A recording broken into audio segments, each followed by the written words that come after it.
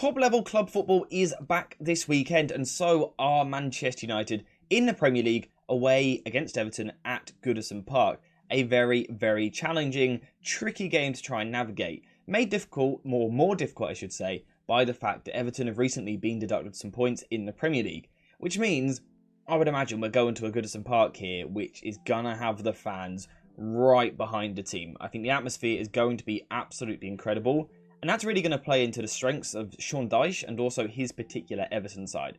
So that's what I want to do in this video. Focus on the Everton strengths initially, and then talk about what Manchester United can do to make sure that they get 3 very important points. So before we continue into the video, a quick shout out to today's video sponsor, JerseyFifa.com, the home of all of the greatest football kits. Whether that be the new latest releases or the old classic ones like this, Jersey FIFA has something for everyone, and now you can check it out yourself using the link in the description down below. And also make sure to use code JerseyFIFA for 10% off when you order. So a couple of things which Everton will look to do under Sean Dyche is out of possession often play in a 4-4-2 shape. They're not a side which press insanely high up the pitch. I would often label them as being more in a mid-block, but an aggressive mid-block. They don't sit super deep, they don't park the bus. They're happy to be quite aggressive and try and close down the space to stop you playing your football.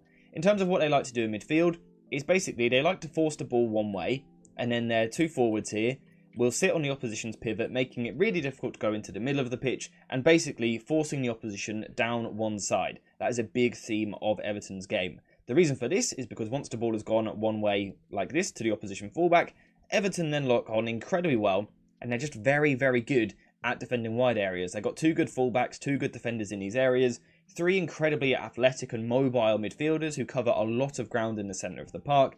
They make it incredibly difficult, so they kind of cut the pitch in half, force you one way, and then get over to that side and really apply the pressure. When the ball is in more central areas, they're much more compact and narrow.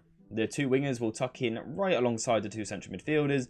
Doucouré and Calvert-Lewin will again form quite a narrow front 2, and they're going to make it really very difficult for you to break them down. And then if you do manage to progress the ball, they'll sit off nice and deep. They are happy to play in a low block at times, get players behind the ball, and then when they get the chance, they will counter-attack. Fast, quick, strong, direct football, particularly quite narrow football with the front 2. You can often expect a long ball up towards Calvert-Lewin. Doucouré might be on and around the second ball, Onana as well. Then we'll get the wingers getting involved. United, if facing this Everton side and they play in this way, will have problems. So that is what Everton will largely look to do in this game. But let's take a look at how United can address it. And I think one of the most important things for Ten Hag is going to be about the approach and the philosophy in this game. What we've seen quite a lot under Erik Ten Hag is there's certain games where he chooses to go more direct in the hope that his side can get on the second ball and then play from there. That's something we've seen quite a lot this season.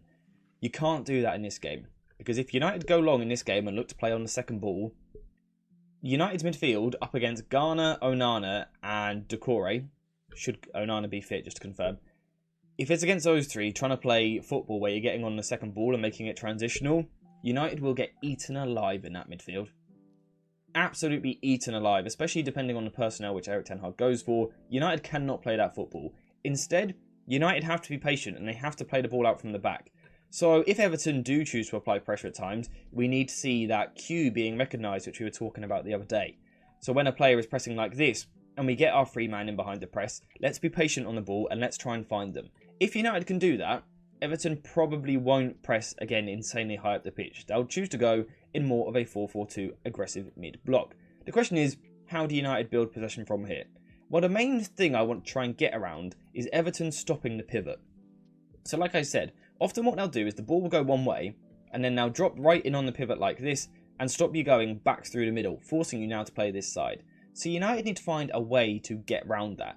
I think the solution could be to build possession in a back 3 with Luke Shaw, should he be fit enough, Harry Maguire and Aaron Wan-Bissaka. With Dalot pushing a little bit further forward, Scott McTominay can push further forward as well, and Amrabat can move into more of a pivot position. Now like I said, again, once this ball has gone one way, they will try and block Amrabat. However, due to the way that Everton try and do this, the body positioning they use to block the pivot is very much cutting the direct passing lane. There is a way to find a way around it, and it's with my favourite pass in football. Or 2 of my favourite passes in football, I should say. First of all, the progressive pass into here, and then the set-off pass, because Everton really overcommit to getting you to play one side.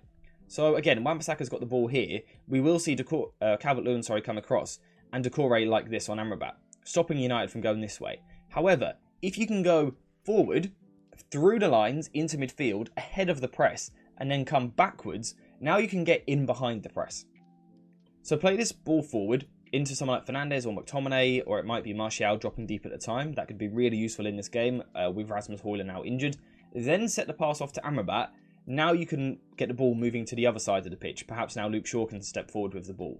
So now we've kind of dragged Everton one way, kind of played into their game initially, but then we've actually switched it up. We've gone backwards and played out through them and gone out the other side. If United can do that, there's then a lot of potential to exploit Everton because they've committed men one side, you've gone the other side, you're going to cause a lot of problems.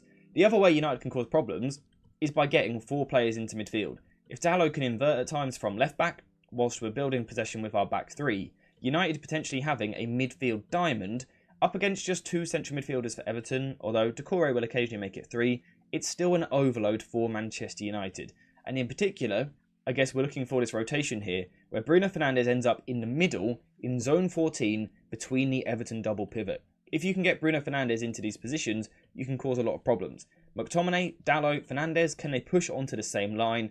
3v2 these 2 central midfielders, United could have a lot of success. Now the important thing when doing this is that United don't push the players forward too early. If United push these players up the pitch too high too early, then what we'll see is that when Wan-Bissaka has this ball here, he won't have that option to go to a midfield.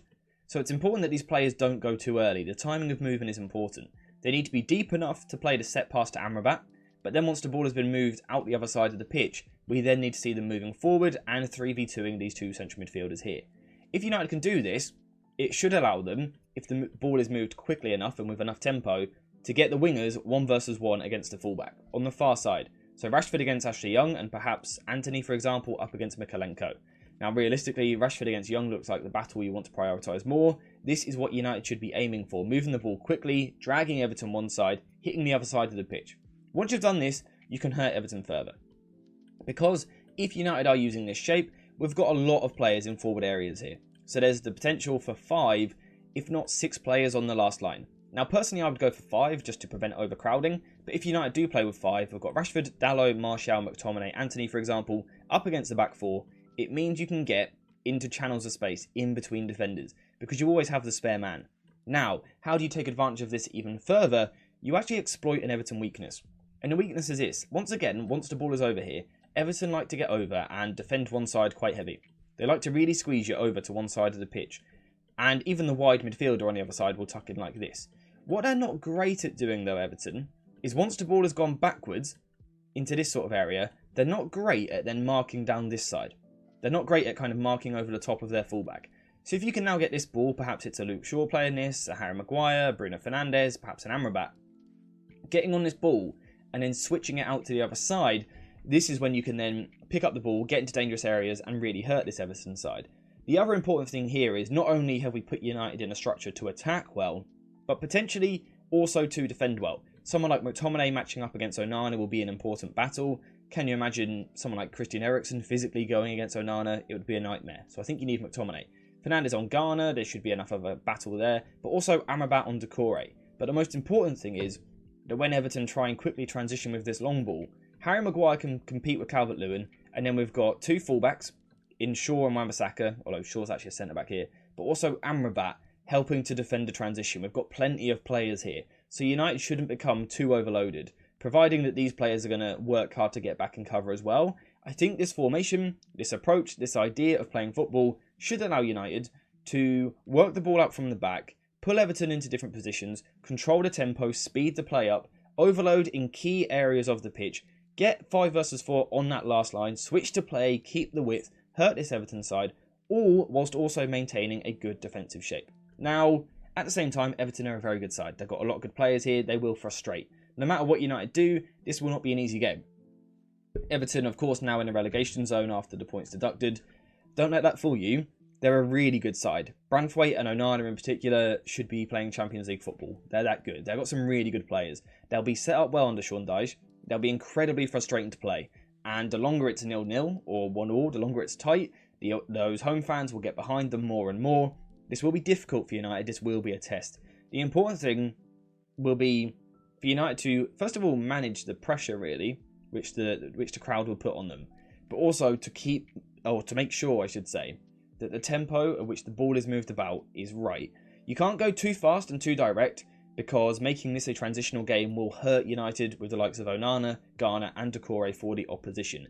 But also, you don't want it to be too slow, because if it's too slow, Everton will get back in their shape and they'll be impossible to break down. Set pieces, for example, could be another big thing in this game. A way to just score out of nothing could be important. This will be a very difficult game for United. It won't be easy, but with these principles in play, I think United can win this football match. But let me know what you think in the comments down below. What would your starting 11 be? What do you think the score will be? Who's going to score the goals? Predictions, all of that good stuff. Let me know in the comments. But apart from that, we are finished for today's video. So thank you guys for watching. I hope you have enjoyed it. And as always, I'll see you in the next one.